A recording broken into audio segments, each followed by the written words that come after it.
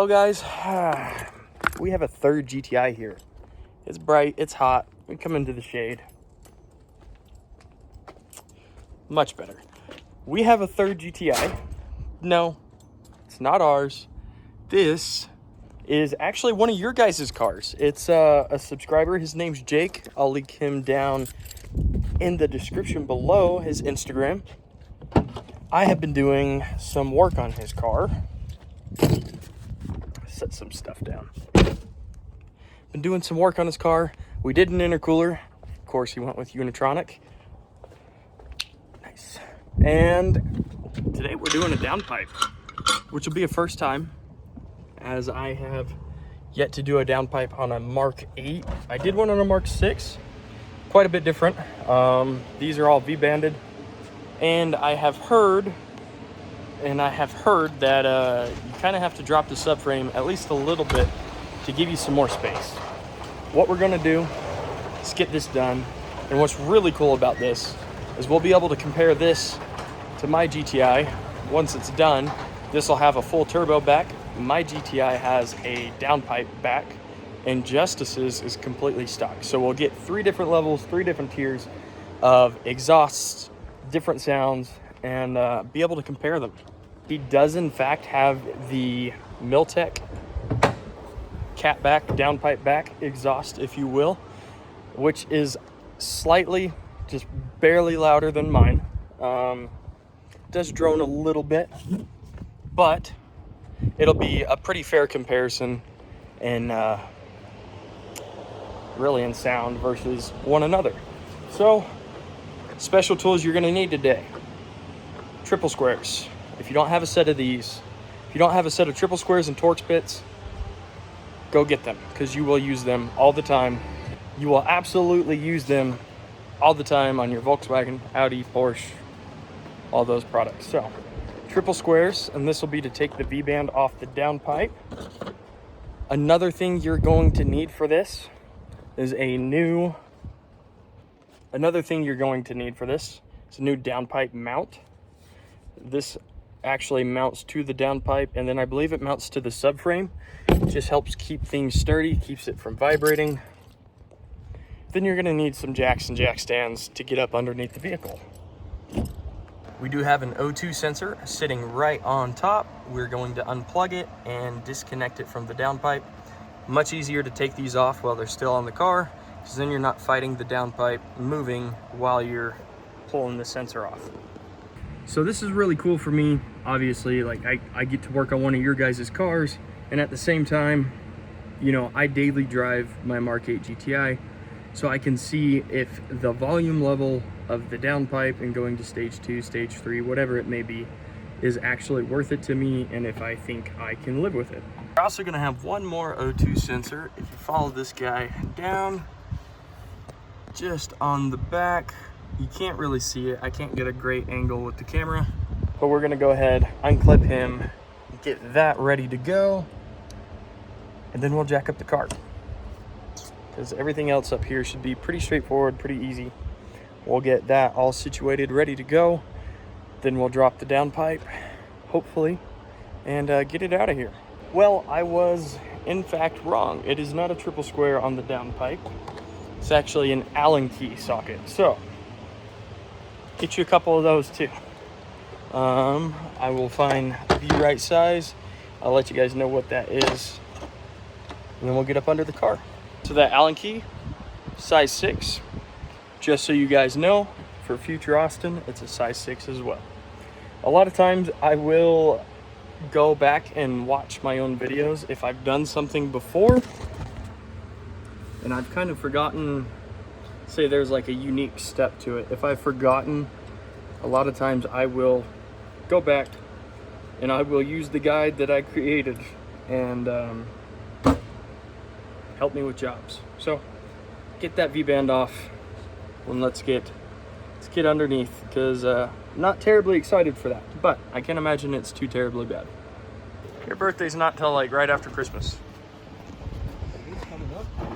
It's not, I didn't say when it was coming up. Well, we did end up getting it out. It was a pain in the ass. We had to mostly drop the subframe. We had to disconnect the subframe and just kind of leave it hanging loose. There's a heat shield over passenger side CV axle, 2 8mm Allen keys. 18. 8mm. The Allen keys? They're 8s, remember? Oh, the 18 is the Because you socket, told me sorry. 6. No, I told you 8 and I handed you 6.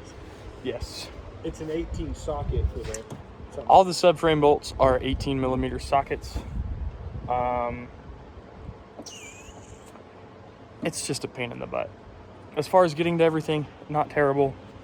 Getting it out of there is terrible. You do have to remove the backside O2 sensor before the downpipe will physically come out. And the dog bone bolts. And remove the dog bone bolts completely. We are working on getting the new one in. Should be hopefully in the next hour, first starting with the new downpipe on there.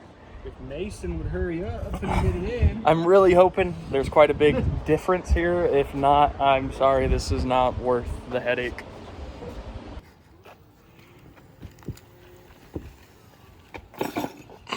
It's all in there. One thing I will say, drop the entire exhaust, and if you have access to a lift, definitely use a lift. It'll make your life so much easier.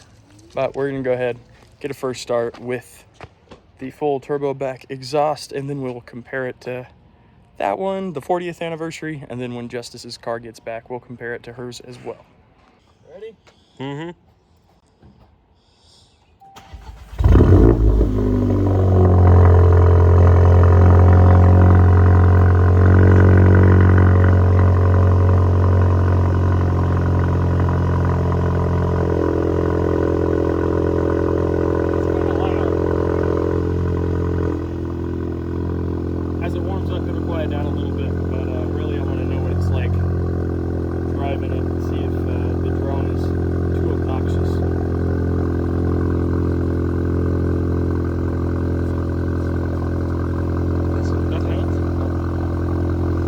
Well, guys, downpipe is on, in my opinion, with the MILLTEK exhaust. It is just a little bit over the top, a little bit too much for my taste personally, but to each their own. Oh my God, that's so loud. It sounds like legit gunshots.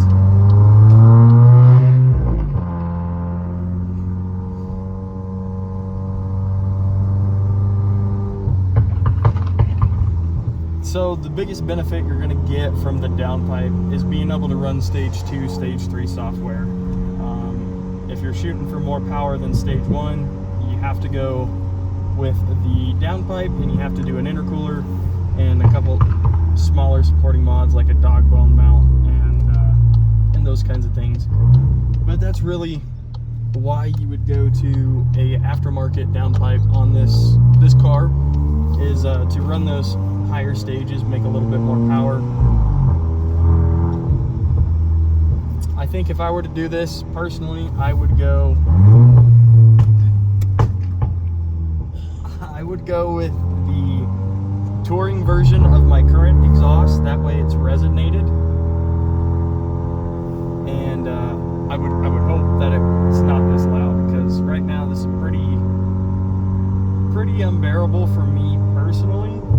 Once upon a time, I probably would have liked something like this, but not anymore. I'm getting a little bit too old for that.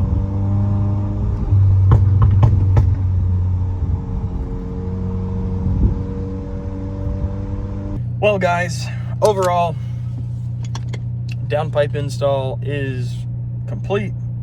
A little bit of a pain in the butt. If you have access to a lift, which we normally would make life a lot easier than doing it on the ground. You can definitely do it on the ground.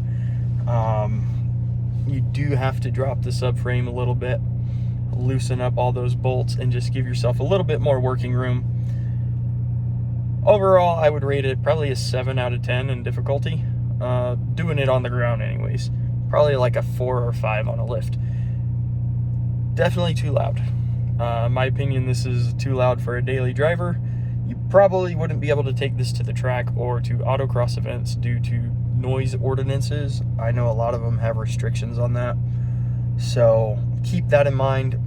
Like I said, if you went this route, if I personally went this route, definitely would do the resonated mid-pipe instead of just the straight through. This is just a little bit too overbearing for me.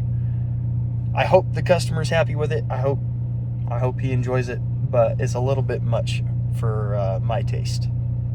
What I'm going to go ahead and do now is do 3 different rev videos. I'm going to start with Justice's, the stock exhaust, then I'll go to mine, and then I will go to this car here, so you guys can hear all 3 of the different sounds and kind of get a taste for yourself of what you may or may not like.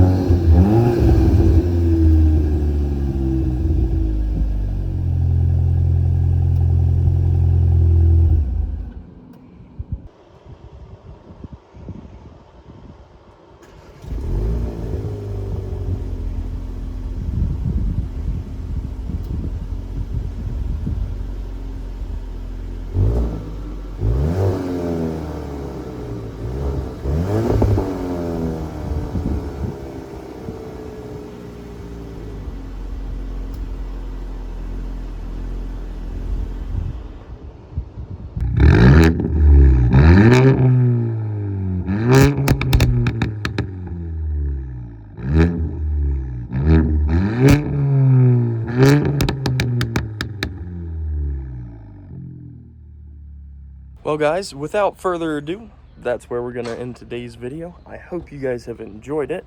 If you have, hit the like button. Subscribe if you haven't already. Leave a comment down below on which exhaust level is good for you. And stay tuned, and I will catch you next time. Peace.